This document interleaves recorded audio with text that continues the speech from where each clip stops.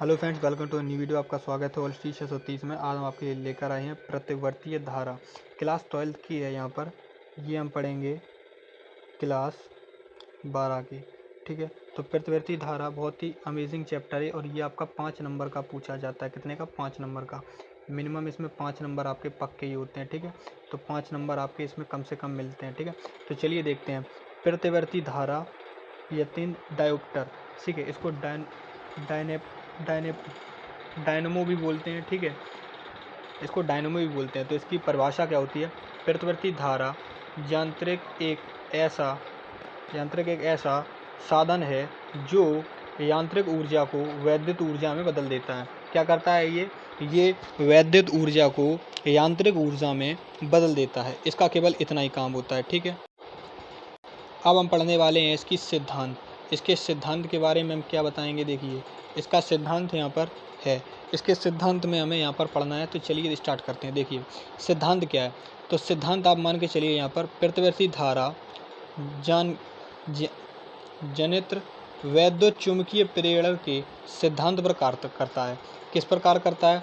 वैद्युत चुंबकीय प्रेरण पर। वैद्युत चुंबकीय प्रेरण पर यह कार्य करता है जब किसी कुंडली में संबंधित चुंबकीय बल रेखाओं की संख्याओं में परिवर्तन होता है तो उसकी परिमाण स्वरूप कुंडली में एक प्रेरित धारा प्रवाहित होती है।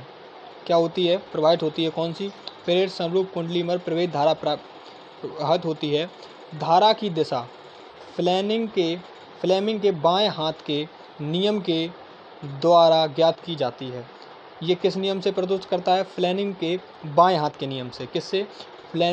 फ्लेमिंग के बाएं हाथ के नियम से। चलिए देखिए, यहाँ पर आप समझिए कि ये आपका ट्रांसफार्मर है। यहाँ पर ये S और ये N, ये चुंबकीय द्विध्रुव लगे हुए हैं। ठीक है, और ये आपकी एक कुंडली धारा है। यहाँ पर कुंडली ABCD है। ठीक है, ये आपका है और ये आपका ब्रुश है और यहाँ पर ये दो कुंडली टाइप के दो छोटे लगे हैं। तो आपको इसको बिल्कुल एकदम नज़दीकी से याद कर लेना है। ठीक है, अब पढ़ते हैं हम इसका रचना।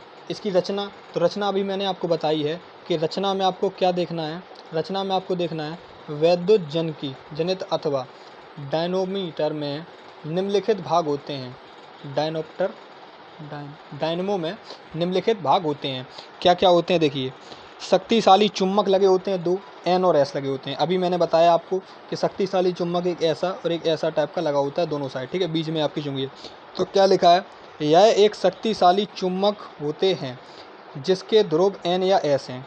ठीक, फिर उसके बाद दूसरा क्या है? आर्मेचर। आर्मेचर मैंने अभी दिखाया आपको, आर्मेचर नीचे दिखाया था आपको। ठीक है, आर्मेचर क्या है? आर्मेचर यह एक आयताकार कुंडली ABCD होती है जो कि तांबे के तार को क्रोड पर लपेटकर लगाई जाती है। यह चुम्बक के बीच घूमने के लिए स्वतंत्र होती है। मतलब वो जो आपको मैं बता रहा हूँ, यहाँ पर ये मोटर होती है, ये चुम्बक है दोनों साइड, यहाँ पर घूमने के लिए प्रतुल रहती है। और यहाँ पर जो मैंने छोटे छोटे दो आपको बताए थे अभी, वो क्या थे? वो आपके आर्मेचर थे। आर्मेचर मतलब यहाँ पर एक छोटी छोटी सी कुंडली टाइप में धारा होती है, उसमें आर्मेचर होती है। ठीक है, उस टाइप में। ठीक है, तो आर्मेचर मैंने बताए, अभी आपको बताता हूँ। तो देखिए, आर्मेचर क्या था यहाँ पर? ये आपका आर्मेचर है। ये जो आपके छोटे छोटे दिखाई दे रहे हैं, ये दो गोले, ये गोले को हम बोलते हैं आर्मेचर। ये वाले गोले, ये वाले, इनको हम बोलते हैं आर्मेचर। ठीक है, आर्मेचर। और इनके एक पीछे ही ब्रुश लगा होगा, ये वाला, ये जो यहाँ पर लगा हुआ है, ये एक ब्रुश सा लगा हुआ है यहाँ पर, और इसमें ये लगा है यहाँ पर ब्रुश। ये ब्रुश हैं। ठीक है, ये ब्रुश हमेशा इनके टच में रहते हैं, कभी अलग नहीं होते हैं। ठीक है, तो यहाँ पर आपको क्या याद रखना है कि प्रतिवर्ती धारा के पास 2 वैद्युत चुंबकीय प्रेरण टाइप के लगे होते हैं एक। ठीक है, एक N और एक S पोल से चिपके होते हैं और इस पे एक कुंडलीकार धारा आयताकार कुंडली होती है जिस पर तांबे या क्रोड से आप किसी भी तार से आप लपेटते हैं, जैसे मोटर भरी जाती है उस टाइप से इसको लपेट कर वहाँ पर लगाया जाता है। और ये स्वतंत्रता पूर्वक घूमने के लिए इसमें एक मतलब वो दिया जाता है जिससे ये घूमता रहे, वहाँ पे स्वतंत्रता पूर्वक घूमती रहे, मतलब इसकी स्पेस होती है उतनी। ठीक है, तो इस टाइप से आपको समझना है। समझ में आ गया? चलिए अब पढ़ते हैं आगे। तो अब यहाँ पर हम देखेंगे सर्पिपलय। तो सर्पिपलय क्या थे? सर्पिपलय वह थे जो मैंने आपको बताए थे। तो सर्पिपलय वह है, सर्पिपलय कुंडली के दोनों सिरे से अलग अलग धातु के छड़ों से जुड़े होते हैं, जिसे हम सर्पी वलय कहते हैं। सर्पी वलय अभी मैंने दिखाया था, ऐसे कोष्टक टाइप में 2 थे, उसमें एक कुंडली धारा से आ रही थी ऊपर से, ऐसे सर्पिली वलय में 2 एक ऐसे थे, ठीक है, और ऊपर से उसमें धारा आ रही थी, इसमें इस टाइप से सर्पी वलय थे, ठीक है। अब ये हम पढ़ते हैं वक्र। तो वक्र क्या है देखते हैं। ब्रश क्या है, ब्रश। तो ब्रश में देखिए क्या है, ब्रश अभी मैंने बताया आपको, सर्पी वलय से सदैव तांबे की बनी 2 पत्तियों के संपर्क करता रहता है, जिसे हम ब्रश कहते हैं। मतलब जो आपके तांबे की पतली सी पत्ती होती हैं उनमें, चलिए दिखाते हैं। ये जो आपको यहाँ पर दिखाई दे रही हैं, ये जो तांबे की पतली सी पत्ती हैं, ये जो ऊपर से आ रही हैं, ये पत्ती, ये वाली पत्ती चली आ रही है, ये पत्ती और ये पत्ती, ठीक है।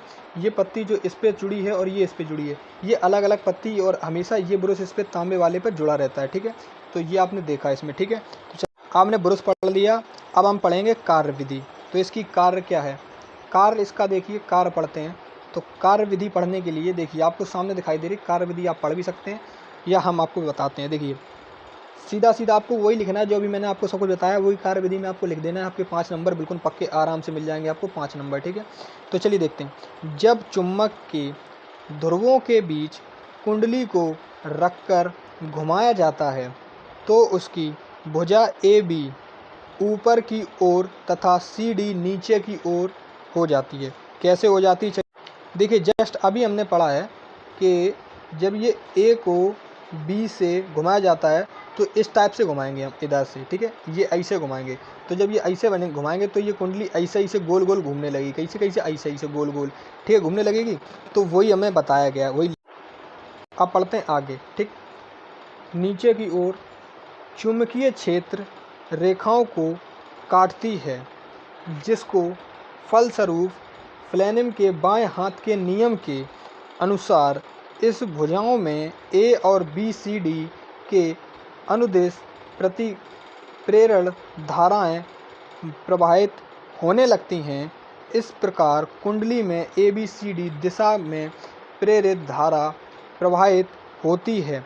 कुंडली का आधा चक्कर पूरा होने के बाद भुजा AB व CD क्रमशः अपनी अपनी स्थितियां बदल देती हैं। मतलब A B की जगह हो जाता है, AB B की जगह होता है और CD A की जगह हो जाता है, ठीक है, जिससे प्रेरित धारा की दिशा में बदली जाती है। इसी धारा को प्रवृत्ति धारा भी कहते हैं। तो ये आपको याद रखनी है, चाहे तो आप स्क्रीनशॉट ले लें। और वीडियो आपको कैसी लगी, वीडियो अगर मज़ेदार लगी हो तो वीडियो को लाइक करें और चैनल को सब्सक्राइब करें। ऐसी मज़ेदार वीडियोस के लिए हम आपके लिए वीडियो मज़ेदार लाते रहते हैं। मिलते हैं आपको नेक्स्ट वीडियो के साथ में।